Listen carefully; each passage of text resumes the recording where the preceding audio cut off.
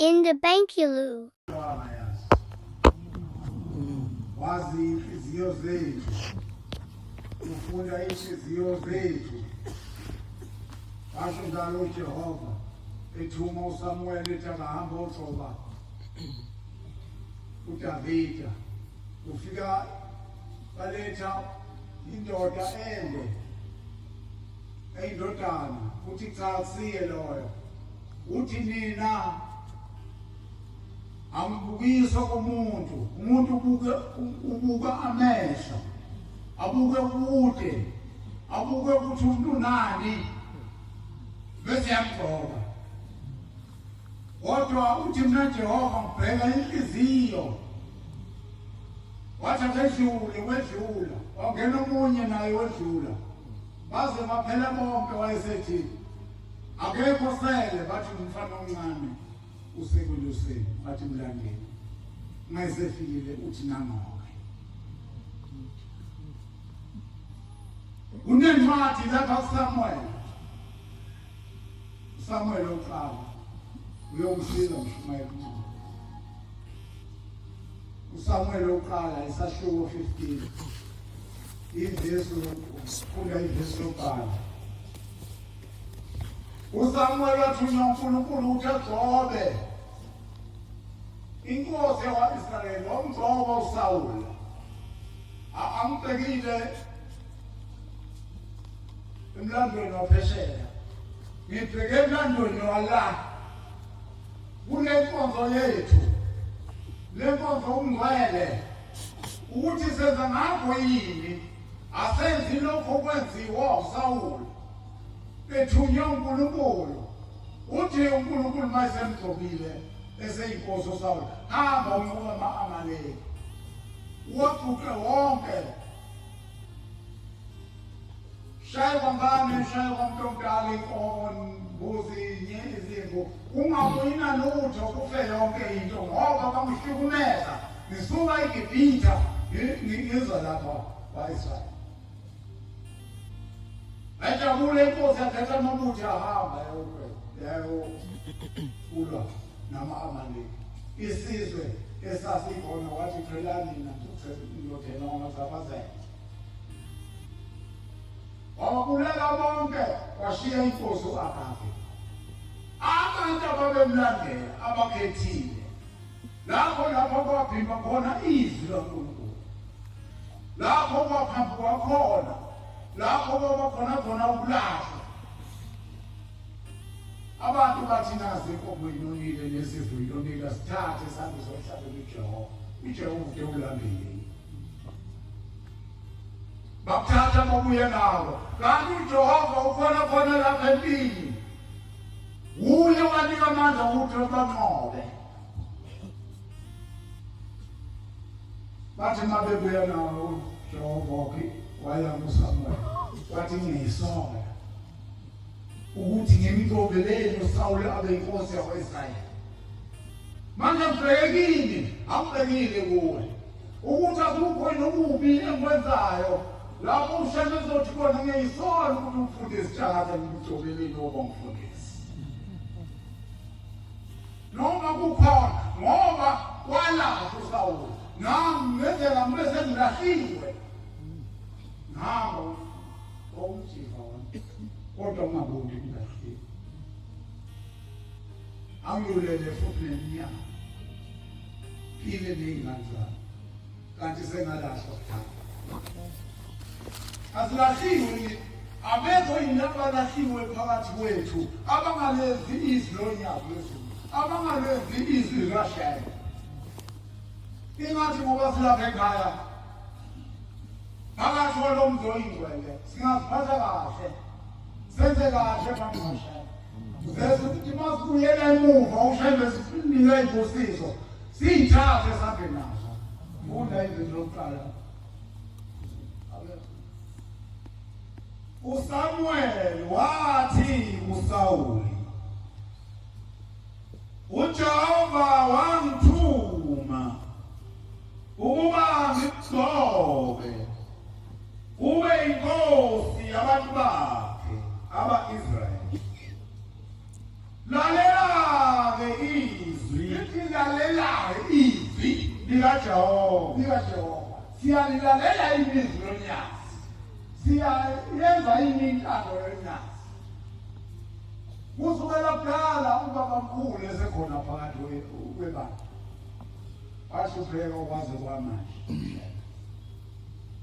akashushwa ngabanye abantu ushushwa ngabantu abazinikele babhabhada bathi ngiyikhetha inkosi yasephalamende khetha inkosi yasebuhleni kodwa emva kwalokho abalaleli izwi bayajika futhi bebezitha zikaNkulunkulu uyaphi la siyakhona siyesibokweni sibona noma sibona nto zosifaka ezulwini ngoba munye inosesihlangene akekho omunye osifaka ezulwini osifaka ezulwini unyaka ezulu olubuka imisebenzi yethu olufunda inhliziyo lethu olufunda ukuhamba kwethu ukuthi sihamba kanjani sikhuluma kanjani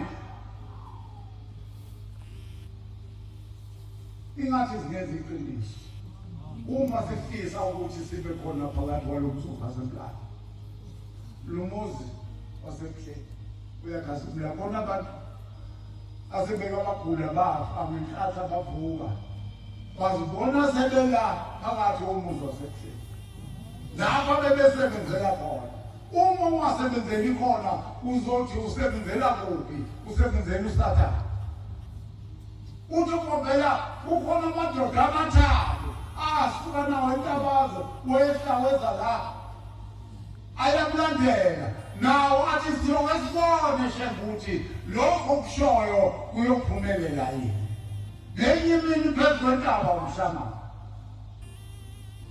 inkosi ayiphethe inkonzo ilanga lamalanga yashumayela abantu phakathi ethempelini balala khulumu babalapha naphezulu eProfeti balala bebenokuhlola uthenga isenqedwe inkonzo wathi bavuke bonke labo bantu bavuka wasebuza ukuthi ubani obekade ngalele akamtshele ukuthi uboneni akekho wakhuluma waze wakhuluma inkosazana eyodwa yathi baba ngibonile ukhamba indoda ngale kwentaba yeza angena phakathi kwebandla yathi mayithi phakathi kwebandla ibisi yayizinqe idunisela umuntu bese nophazela ala ngedlule iye komunye nawe kuyobadlala uma ulele esontweni awulaliswa uyumntana awulaliswa yisatha uthi ushebe ihlola inhliziyo zethu zilungile ukuthi zingahamba phambi kwaJehova engcwele entsha ukhuluma kwethu kusilungele yini ukuthi zingahamba phambi kwaJehova ukuhamba kwethu phakathi kwegceke nokwenza kwethu baphumile abashumayeli bahamba babheka bona abantu ezigaba kodwa sisethi ngoleni nazi igama igqoke ingubo emhlophe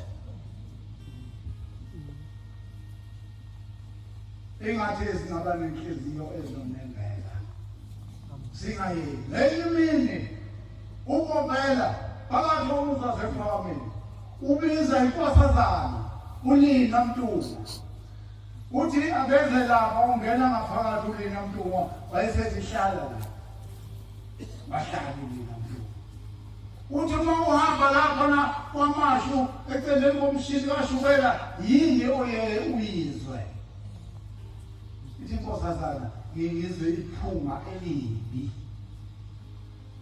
uthi uLina Mtuba wamenzisa isikhanda ushembe lwakho bamba amehlo abuka le ekudeni wathi ya uqinisile leli phunga elibi lizokwenzeka lapha ekhaya esho phakathi komuzi wasephalamende uthi khona impi yomubi ezoqhamuka izohlasela ifuna ubungcwele phakathi kwalekhaya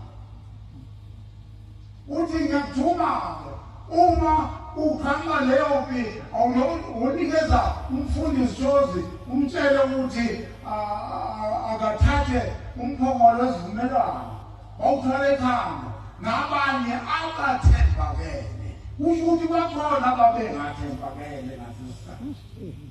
Uthi uvumela nabanye abathembakele. Niphume ngomnyama impi yobubi inganifiki phakathi kwaleli khaya. Ngoba menifika phakathi kwaleli khaya kuyohamba umncwebe. Thina sifanele ukubonga. Sibonge inyanga yezulu eyaphuma nomngcwele kunzima. Kuphuma ithumbu ngapha nangapha.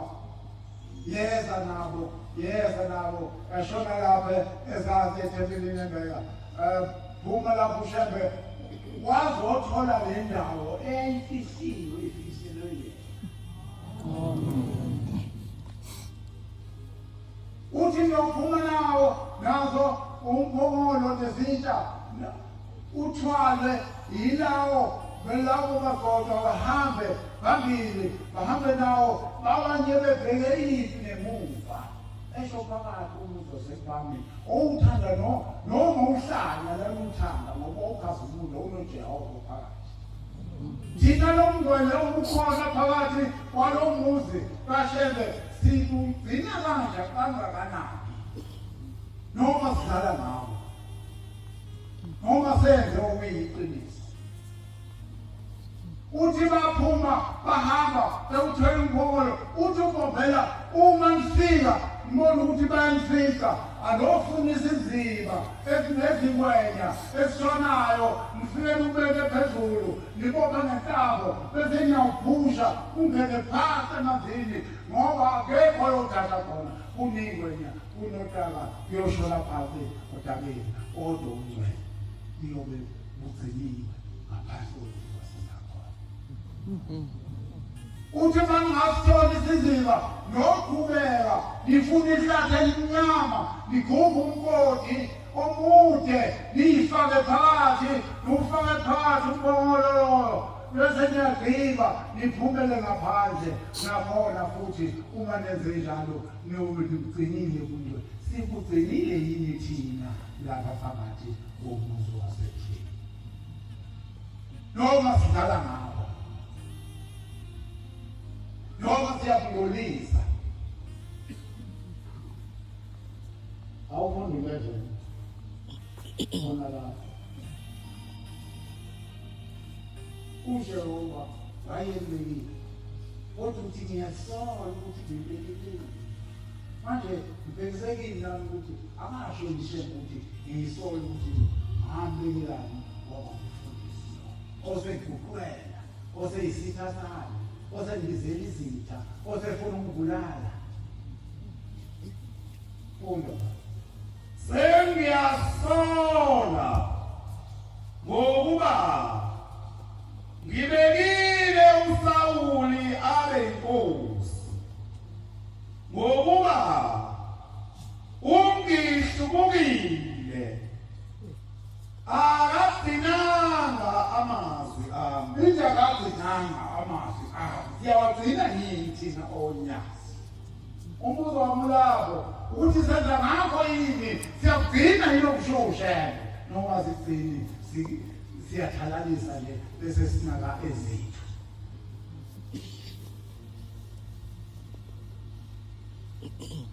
Funda 21 no 22 abantu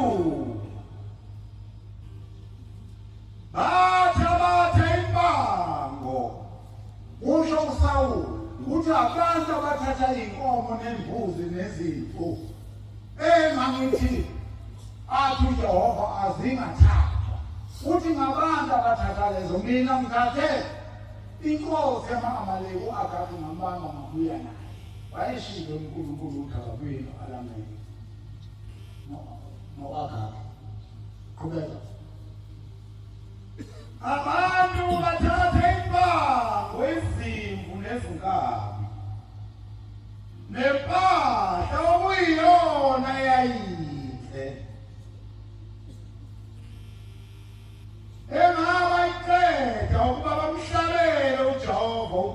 wakho eGilgali verse 22. uSamuel wathi umnikelo nemhlatshelo iyamthokozisa yini uJehova. Ingamsithi singona bese kuphuma inkomo nembuzi sabe siyoqondisa kushende engamasho ukuthi ufuna inkomo nembuzi. Iyamthokozisa yini lo mnikelo wenkomo nembuzi nokumhlatshelo loyo kunokulalela izwi lakhe. Njengokuba kulalelwe izwi lakhe. Beka kanje ufuna kulalelwe izwi lakhe. Beka ukulalela kuhle kunomhlatshelo. Amen. Ukulalela kuhle kunomhlatshelo. Asenze into esitshelwa uNkulunkulu wethu ukuthi asenze njani. Ngoba masizenzela thina sizolahlwa. Walahlwa kanjalo saphuma esikhundla kuyena wase kufuneka enye inkosi. Umbuzo wami uthi mina mfundisi ngizayo yakho yini akasho umshayeli ukuthi kodwa ngiyayisola ngalomuntu ukuthi ngamgqobelana akasazi shemfuthi kuzokufaka kubo umgodi ngaphandle kuhlukanisa umphefumulo nenyama uhambe ungena emgodini ongena umkhawulo kodwa uzusuke ekhaya yini usuke ey'hlekeni zakho uze kubuka shela uzozonda ushembe ekhaya wenze njani ngoba hamba uyihlalele ekhaya konke okutholayo uyibusele wena ngale ekhaya. Uthi uyokhombela kulena mntuma nofaka engodini yaseNathuli uma ingamficanga impi yobubi iyoqhubeka njalo ukhona umuzi eyofike nibeke khona nomphongolo nezitsha awusophinde unyakaziswe awusengena lutho olophazamisa lobungcwele. Ayibonkosi. Uthi awusophinde unyakaziswe ma uthi uzonyakazisa ubuhle bofakana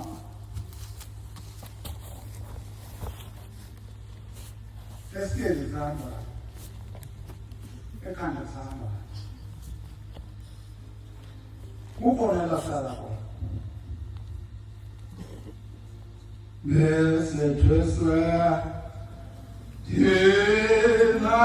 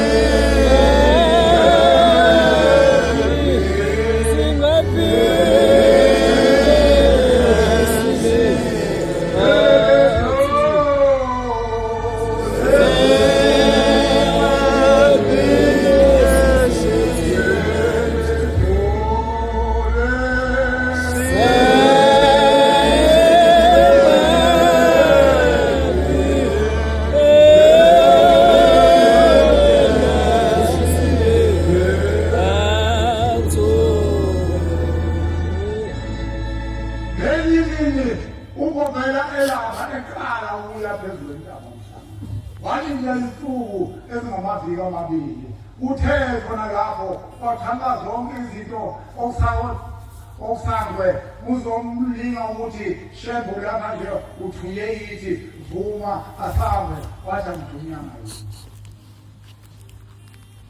Wakhamba abafundisi abelungu nabantu bathi shembe lokhu lapha uthuye ithi wathi angithunyayo. Wakhamba konke okumlingayo kodwa wakuhluka. Bona lapho ehlezi lapha phansi kwethe wezwa inhlobo enkulu yotshani yamatshe leyihlahla ihakalisa ikhuza ingcwele lento lesiyikhuza namhlanje yaqala izihlahla yaqala ngamatshe nezintaba. Namandla asahalalisa. Uma ungahalaliswe uyohalasela kahle.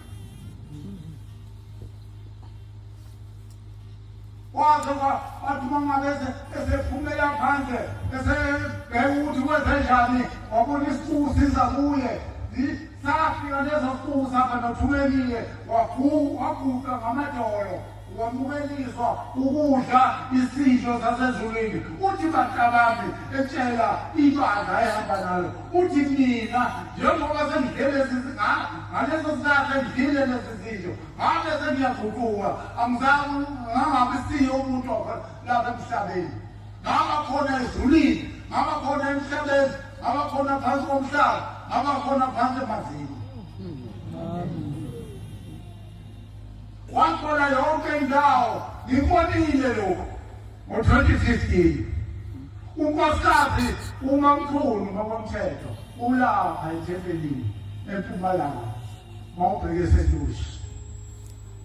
Uthi ngangihamba ngaqula ngagoba ngangakwazi ukuhamba ngahamba ngodondolo angqedele yaseThabeni.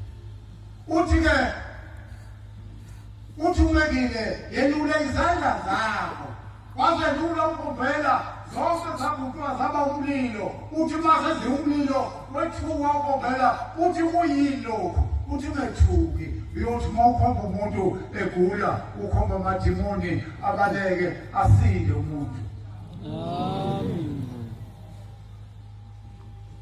Waphinde wathi wazelula zaba mhlophe zagcwala ubisi. Uthi kuyini lokhu. Uthi umNazaretha uyogcwala umhlaba wonke. Akekho ozokuncama noma ngabe uhulumeni noma ngabasolja omhlaba akekho ongazimhlaba. Umlimi wazo zonke izinto.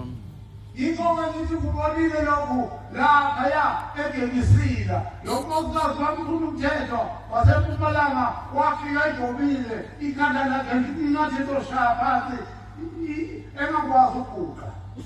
Wahamba wayoguqa kulayini wahamba kancane abanye beguqile. Uthi kwakusele abantu abahlanu ngaphambi kokuba kufike enkosini. Uthi yathi mbiza inkosi inyathi wezulu lombiza lokhu balumbiza ngasondela wathi sondela esihlalweni lapho ehleli khona. Wathi unani wamchazela ukuthi ngagula uthukile vele uze kube manje angikwazi ukuhamba. Uma ngihamba ngiyohola ngihamba nomuntu ngihamba ney'ngane kube yizona ezingisizayo.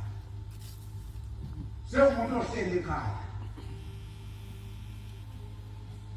Uthi ngaleso sikhathi uShebe waphakamisa isandla lesi esasinomlilo phezu kwentaba ihlabakazi. Uthi wasiphakamisa wathi sukuma. Waphinde wathi sukuma. Uthi wenza imsipha ingathi iyaqhuma ibuhlungu. Wathi sukuma. Uthi khona lokho inyazi wezulu lethatha lento wendodolezela wajika phezulu. Uthi ngathi ngiyaguquka ngiyazama ukuyibuka ngangisile ukuyibona ukuthi ihlale.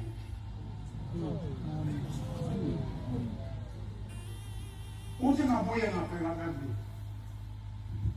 engasaphethe lutho waphinde wabuyela phansi. Uthi sukuma lesi sandla ezingena emafutheni bese uyasika izifo zakho bese uyathola ongakutholiyo bese uyathola okufelayo uthi wakhuphuka elokhethi khuphu uthi ngaze ngama ngathi mfo kwaphela yonke into eyayingibambile ukuthi ngobe wayesethile thana amafutha bamnikeza amafutha wabusisa uShembe uthe nxa esebusisile wathi buyisana amanye kufuneka amafutha amathathu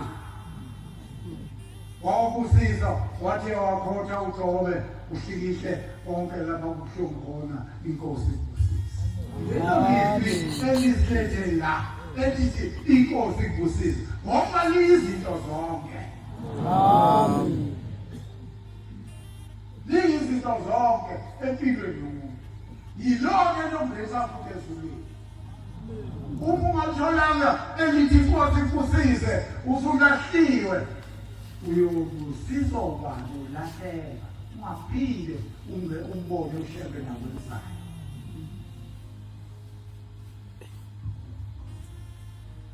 athanda mina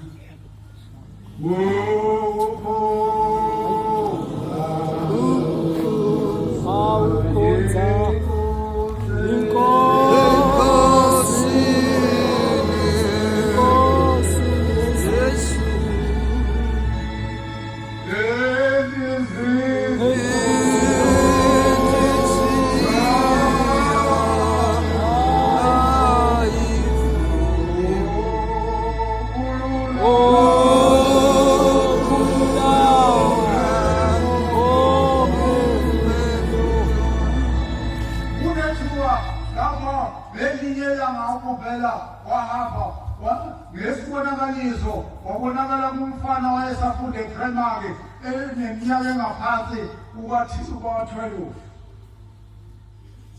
wawazula uJabulani abadala bamazi uJabulani wabonakala ngesibonakaliso ubhomela engazi ukuthi ubani uthi uJabulani ngamuzwa ememeza ngilele ebusuku uthi ngathi inkosi wayeseziphungoza la uthi waphuma umuzi wakwaZulu wawusendaweni eyimishini kunesonto la kunamanqawa la imishini yabelungu naye eyikholelwa enkonzweni yabelungu uthi mase bephuma ekhaya bahamba baqonda laphana emishini baqonda emathuneni bafike bama esangweni uthi bama esangweni lapha uShembe ayizomkhombisa khona ukuthi uyena uNkulunkulu uthi wabuka konke amathuna wayebuka amathuna uthola ithuna kume ingilosi ngasekhaya mhlawumbe ngelinye ilanga nangesinye isikhathi uShembe yosinikeza ithuba lokuthi asiye kophela usuke uShembe naye odala lapho phela angeke uchithi isikhathi sakhe sukela ebusuku kuze bese nini kuze bentaba kuze kube ngo-6 ingekho into ayenza kophela bezana uthi lezi ngilosi ezazimila khona zihlabelana nawo phela uthi kwasala yena ngoba wayengalazi iculo ezahlahlelelwe lapha yena wayikholwa inkozweni zabelungu uthi bahlabelela wathezwa khona lapho kwasenyamaza umhlabathi wayehlabelana ngaphi verse 159 uyithola late eseyinazaretha uyabunazi lesihlabelelo esasihlahlelelwa emangcwabeni namhlalena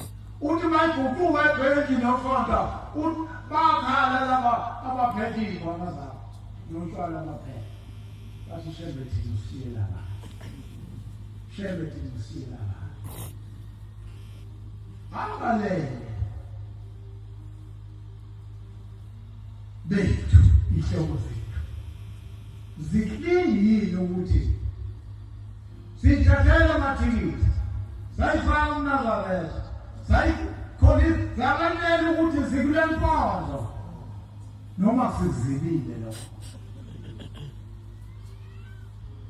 ayikho kwento eyenza ukuthi uzibe wenzela ukuthi wenze umsebenzi maze uphumula uphumule uma sekuphezulu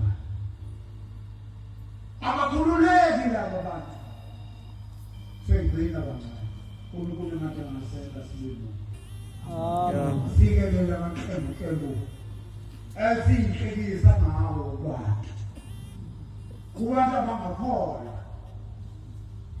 bathole izindaba zokuxoxa futhi iphuma kuwamaNazaretha bekhipha ama-social media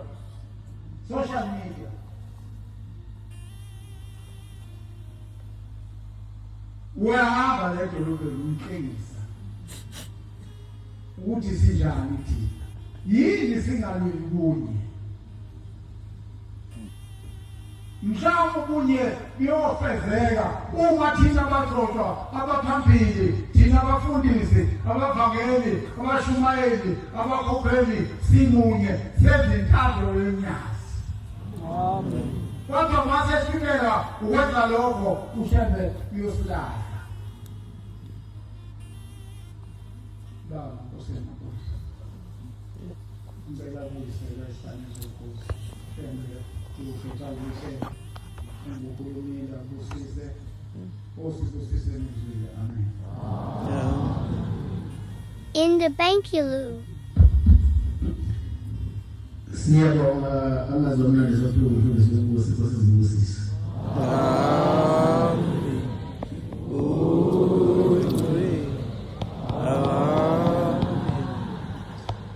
Sizovala inkonzo yisabana sekuseni nesihlabelelo sekulu amashumi amabili nane 24 ucela umshumane uNtuli kwase sibe sihle sona sihlale inkosi uMsisi.